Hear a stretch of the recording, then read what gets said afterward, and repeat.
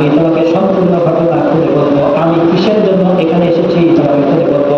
কিন্তু তুমি আমাকে যদি সত্যিকার অর্থে সাহায্য করতে পারো তাহলে তোমাকে সম্পূর্ণ ঘটনা খুলে বলবো।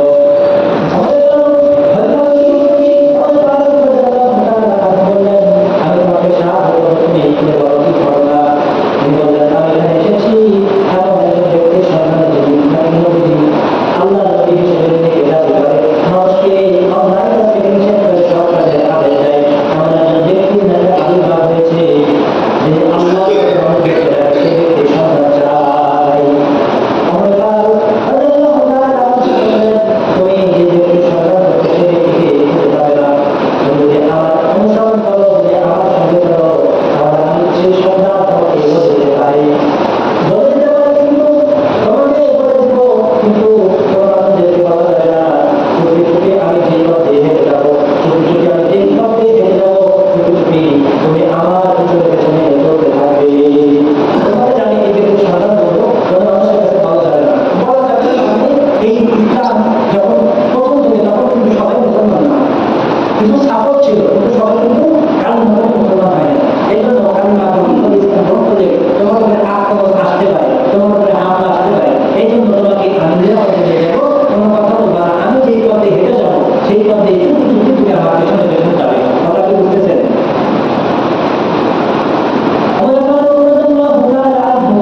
আবার কিছু কিছু চলো, যখন তুমি সামনে সামনে চলতেছেন, পেছনে পেছনে আবু যর গিফারী রাদিয়াল্লাহু তাআলা আনহু চলতেছে। চলতে চলতে আবু যর গিফারী রাদিয়াল্লাহু তাআলা আনহু দেখলেন ওমর ফারুক রাদিয়াল্লাহু তাআলা আনহু একটা তাঁবুর মতো একটা ঘরের মধ্যে প্রবেশ করতেছেন। কোনো কথা না বলে ওমর ফারুক রাদিয়াল্লাহু তাআলা আনহুর কথা শুনে তিনি ওই ঘরের মধ্যে প্রবেশ করে গেলেন। আর তাকায় দেখে অনেকগুলো নবীজি স্বয়ং বসে আছে। ওইখানে নবীজির কাছে কোথায় নবীজির কাছে ইসলাম গ্রহণ করলেন। তখন নবীজি ইসলাম গ্রহণ করার পর নবীজি সাহাবীকে বলে দিলেন, আবু যর, তুমি যখন এইখান থেকে তোমার গোত্রের কাছে চলে যাবে, তোমার গোত্রের কাছে যাওয়ার পর তুমি ইসলাম গ্রহণ করেছ, এই শক্তি সন্ধান তুমি এখনই কোনো মানুষের কাছে বলতে পারবে না, তুমি চুপি চুপি থাকবে। যখন আমার কাছ থেকে নির্দেশ আসবে, যখন আমি তোমাকে বলে দেবো, তখন তুমি এটা প্রচার করে দেবে। আবু যর গিফারী বললেন, আমি সত্য গ্রহণ করেছি, নিশ্চয়ই আল্লাহ তাআলা আপনাকে সত্য দিয়ে পৃথিবীতে পাঠিয়েছেন, আর সত্য গ্রহণ করেছি। সত্য গ্রহণ করার পর যদি আমি হয়ে যায় আজকে আমার কোনো সমস্যা নেই। আবু যর গিফারী বললেন, আমি ইসলাম গ্রহণ করেছি, এটা যেন প্রকাশ্যে সমস্ত মানুষের সামনে প্রকাশ্যে আমি বলে দেব। সত্য হক যেটা দিয়ে আল্লাহ তাআলা আপনাকে পৃথিবীতে পাঠিয়েছেন, এটা আমি গ্রহণ করেছি। তো এটা গ্রহণ করার পর যদি আমার মৃত্যু হয়ে যায়, এটা আমার আর কোনো জীবনের আর কোনো চাহিদা নেই। আমি এটা মানুষের সামনে প্রকাশ্যে মানুষের সামনে প্রচার করবো এবং মানুষের সামনে বলে বেড়াবো এবং আমার গোত্রের সমস্ত মানুষদেরকে আমি এটা বলবো। এখানে একটা কথা, আবু যর গিফারী রাদিয়াল্লাহু তাআলা আনহু আল্লাহর হাবিবের সাহাবী, তো তার নামের পেছনে গিফারী শব্দটা লাগানোর কারণ হলো উনি গিফারী গোত্রের মানুষ ছিলেন। কি গোত্র? উনি গিফারী গোত্রের কি ছিলেন? আমাদের দেশে এরকম কিছু নাম প্রচলিত আছে। আমাদের নামের আগে পরে মোহাম্মদ লাগানো হয়, সেই তালুকদার, জমিদার, অনেক কিছুই চৌধুরী লাগানো হয়। তো আবু যর ওনার প্রকৃত নাম ছিল, উনি গিফার গোত্রের একজন ব্যক্তি ছিলেন, একজন আদিবাসী ছিলেন। এই জন্য ওনাকে আবু যর গিফারী বলে সম্বোধন করা হয়। আবু যর গিফারী তার সংক্ষিপ্ত ঘটনা ছিল যে উনি ইসলাম গ্রহণ করেছিলেন। দেখেন নবীজি তার সাথে দেখা করার জন্য সাহাবীরা একদিন, দুই দিন, তিন দিন, এক সপ্তাহ, এক মাস পর্যন্ত কেটে গেছে, শুধুমাত্র ঘুরে বেড়াইছে, মসজিদের বারান্দায় বারান্দায়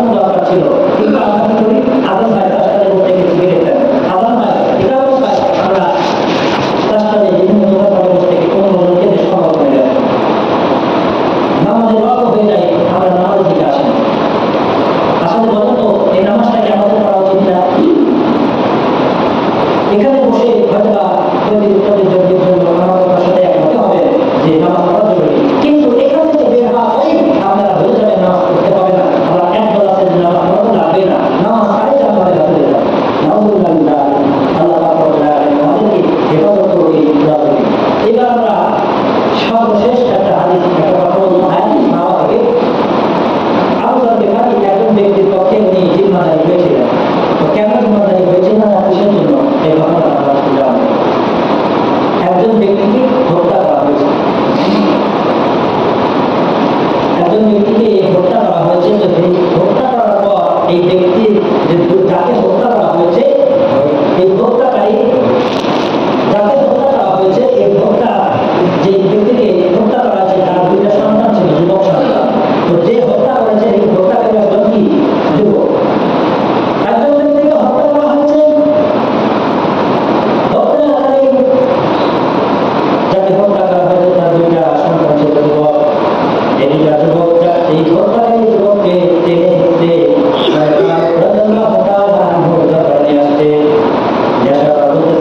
এই যুবকটা আমাদের বাবাকে হত্যা করে ফেলেছে, আমরা আমার বাবার হত্যার বিচার চাই। বললেন যে তোমার উপরে মৃত্যুদণ্ড কার্যকর করেছে, আমি একজন মানুষকে হত্যা করেছে, হত্যাকারী অভিযোগ তোমার উপরে এসে গেছে।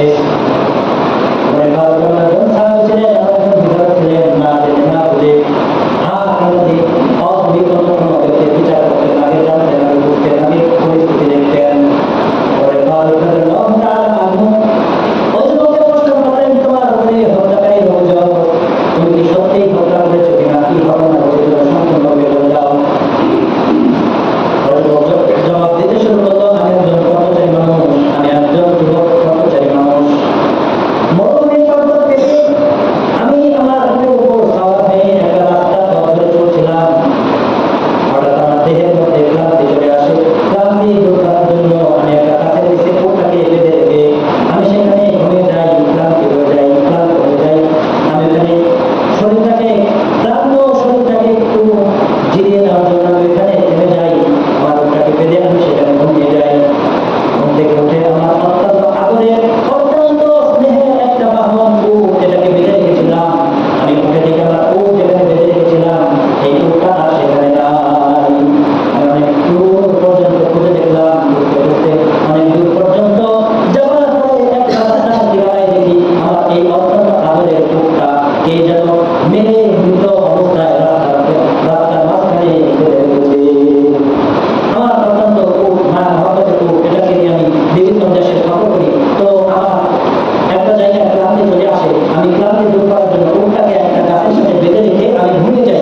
ঘুম থেকে উঠে দেখি আমার এই উটটা রাখা যেখানে ছিল ওইখানে এই উটটা নাই। উট কোথায় গেল? উট খুঁজতে খুঁজতে অনেক দূর পর্যন্ত যখন আমি হেঁটে যাই তখন আমি কি দেখি রাস্তার মাঝখানে আমার এই উটটাকে কে যেন হত্যা করে মেরে ফেলে এই রাস্তার মাঝখানে ফেলে রাখে। ওইখানে আমি কিছুক্ষণ অপেক্ষা করলাম, আশেপাশে তাকিয়ে দেখি পাশে ফসলের জমি থেকে একজন মালিক বের হয়ে বলতেছে এই উটটা আমার ফসলের জমির মধ্যে ঢুকে পড়েছিল, আমার ফসলের জমির মধ্যে ঢুকে আমার ফসলের জমিগুলো ফসলগুলো নষ্ট করে ফেলেছে। আগে ফসল হয়ে উটটাকে আঘাত করি, আর এই আঘাতের কারণে উটটা মারা যায়, আমি এই উটটাকে উটটা হয়ে ফেলেছি। তখন বলে আমার আপন তাদের এই উটটাকে যখন হত্যা করে ফেলে, যখন আমার আঘাত করে আমার নিজের হারিয়ে গেছে, তখন আমি আগে ফসল করতে পেরে তার সাথে তখন কথা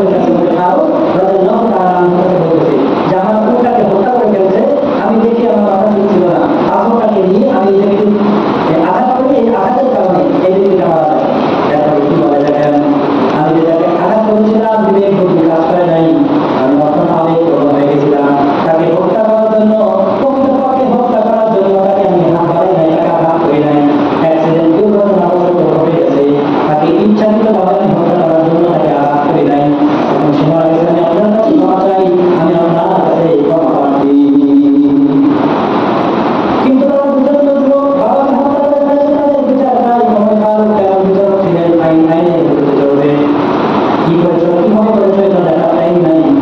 তুমি হত্যা করেছো, হত্যার বদলে হত্যা, এটা বিচার তার দুই ভাই চাই, ওই তাদের দুই ভাইয়ের দুই দিনের বিচার আমাদের ফারুক রাদিয়াল্লাহু তাআলা আনহু করে দেন।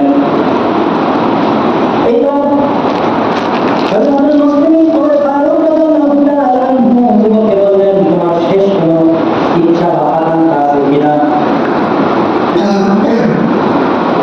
তোমার জীবনের শেষ কোনো ইচ্ছা বা আকাঙ্ক্ষা যদি থেকে থাকে তাহলে আমি বলো, আমি তোমার ইচ্ছা পূরণ করার ব্যবস্থা করে দিব। জীবন নিয়ে আমার তেমন কোনো চাহিদা নাই, তবে আমার কাছে কিছু মানুষের অর্থ অবস্থায় আছে, আমি কিছু নিজেও ঋণ মুক্ত আছি। এই ঋণটা পরিশোধ করার পর আমার মতো রক্ষা করার পর আমি যদি এই টাকাটা ফিরে আসতে পারতাম তাহলে আমার জন্য ভালো হতো।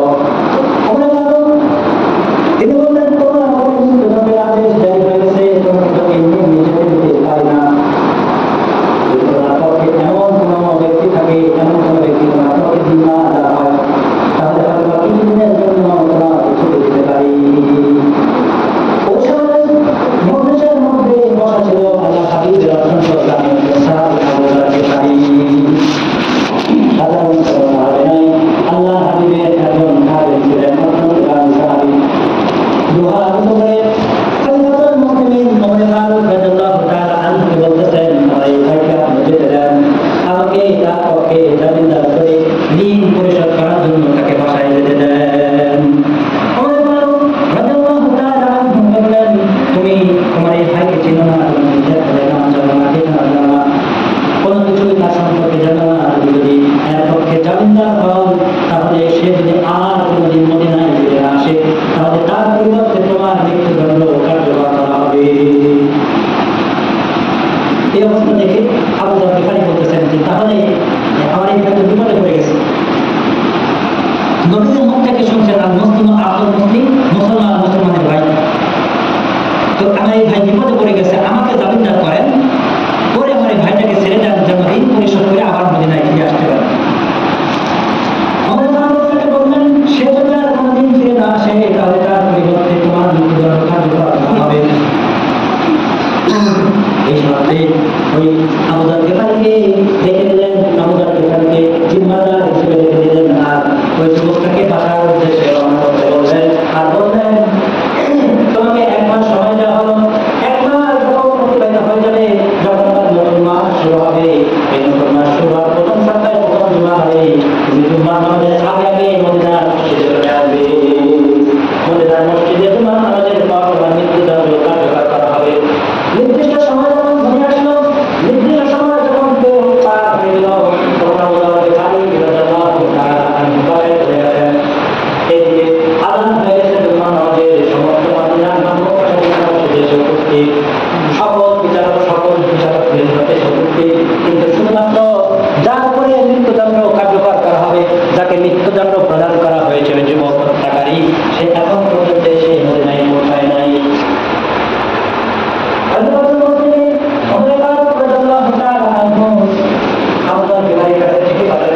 আপনি যে ব্যক্তির পক্ষে জিম্মাদার হয়েছিলেন, সেই যুবক এখন পর্যন্ত মদিনায় এসে পৌঁছায় নাই। আপনি জীবনের শেষ জুমা মদিনায় এসে যান, যে ব্যক্তির পক্ষে জিম্মাদার হয়েছিলেন সেই যুবক এখন পর্যন্ত মদিনায় পৌঁছায় নাই। জীবনের শেষ জুমা আপনার জীবনের শেষ জুমা হতে পারে। আবু বকর গিফারী জীবনের শেষ জুমা করে মদিনার মসজিদে চলে আসলেন। মদিনায় জুমার নামাজ আদায় করলেন। জুমার নামাজ আদায় করার পর বিচার হবে। আল্লাহ হাবিবের যতগুলো সাহাবী ছিলেন, সমস্ত সাহাবীদের দামি সাহাবী আবু বকর গিফারী, একজন নিরাপদ সাহাবীকে আলাদার পরিবর্তে মৃত্যুদণ্ড দেওয়া হবে। যাতে শান্তি নাই, মানুষের মধ্যে কান্না রোজন শোকের রোজন পড়ে যায়। একজন সাধারণ নিরাপদ আল্লাহ হাবিবের সাহাবীকে মৃত্যুদণ্ড দেওয়া হবে। স্বয়ং তিনি আদেশ করেছেন, খলিফাতুল মুসলিমিন বিচার করবেন, তার মধ্যে বর্বরতা পালন করতেছে, আর যিনি মৃত্যুদণ্ড কার্যকর করবেন, এই জন্য পা হারাবেন, তার পা হারাবে না। একজন সাধারণ নিরাপদ একটা সাহাবীকে অন্যজনের পরিবর্তে মৃত্যুদণ্ড দেওয়া হবে, যিনি খলিফা ছিলেন, বিচারক ছিলেন, তার চোখে পানি জমা করার যে যন্ত্র পা হারাবে, তার পাওয়ার বলতেছে না, ওখান থেকে করতেছে না। এইভাবে করে যখন সর্বশেষ আঘাত আনবে, যখন মৃত্যুদণ্ড কার্যকর করা হবে, পেছন থেকে একজন হাত তুলে বলতেছেন, ও পরিবারের মুসলিম, একটু অপেক্ষা করেন, একটু সময় দেন। ও যে মরুভূমির প্রান্তরে তাকায় দেখেন কে যেন আসতেছে, মরুভূমির প্রান্ত দিয়ে কে যেন মরুভূমির ভরা অবস্থান হয়ে ফিরে আসতেছে। একটু অপেক্ষা করেন, মৃত্যুদণ্ড কার্যকর করা হবে, অবস্থা দেখা যায়। তো যখন আঘাতটা হাতে যাবে, তখন পেছন থেকে একজন বলতেছে, একটু অপেক্ষা করেন, ওই যে দূর মরুভূমিতে কে যেন ভরা অবস্থান হয়ে যুবক কে যেন আসতেছে। তো সর্বশেষ যখন সেই যুবকের মৃত্যুদণ্ড দেওয়ার সামনে সেই যুবকের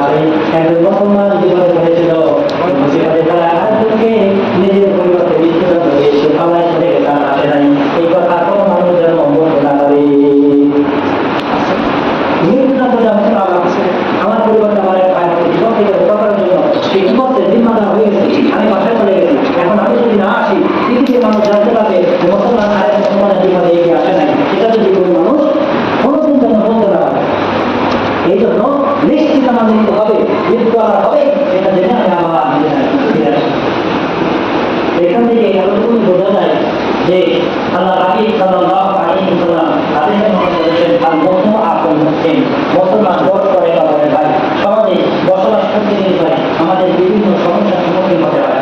অনেকের অর্থনৈতিক সমস্যা, অনেকের অভাব অনটন, দেখা যাচ্ছে আপনার কাছে কাছে অনেক কিছু রয়েছে, আপনাকে আল্লাহ পাক নিয়ামত দিয়েছেন, কিন্তু আপনার অনেক ভাই অসুবিধার মধ্যে পড়ে আছে। আপনি তাকে সংরক্ষণ করতে অভাব করতে না, এই ছোট মানুষ এগুলো কথা বিষয় আরেকজনকে করতে আলোচনা চাই, তাদের জীবনে থেকে শিক্ষা নেন, কিন্তু আরেকজনের সাথে সদাই হন, পরস্পরের প্রতি ভালোবাসা বজায় রেখে সমাজের সঙ্গে ভালোভাবে বসবাস করেন। কিন্তু কখনোই ইসলামের ইতিহাস যতগুলো ইবাদত বন্দী যতগুলো কিছু ঘটেছে, এই সমস্ত কিছু কিন্তু মানুষের জন্য। এখানে একটু কথা আসবে, এই কথাগুলো সবার কাছে ভালো লাগবে না। এরকম ইসলামের এই পাঁচটি ইবাদতের মধ্যে দেখেন তিনটি ইবাদতই ধনীদের জন্য। কথা বলতে চাই নামাজ, রোজা, কালিমা, হজ, যাকাত, দান করা, এগুলো সব কি একটু বিবেচনা করা যায়। সমস্ত জিনিসগুলো এই বেশ কিছু গুরুত্বপূর্ণ ইবাদত, এই সমস্ত ইবাদত ধনীদের জন্য। হজ ধনীদের জন্য, ধনীদের জন্য, যাদের সমাজ ধনী তাদের জন্য, তাদের জন্য, ধনীদের জন্য। এই জন্য ইসলাম আপনাকে অর্থ উপার্জন করতে কখনোই নিষেধ করে না। ভালোভাবে ভালোভাবে পক্ষ থেকে একে অপরের প্রতি পরস্পর ভালোবাসা ভাই থেকে বজায় রেখে সমাজে বসবাস করবেন। আর সমালোচনা রাষ্ট্রে যখন আদান হয় আমরা দেখি এখানে সকলে বুঝতে পারবে এই এলাকায় কত মানুষ হয়, এই এলাকায় কত মানুষ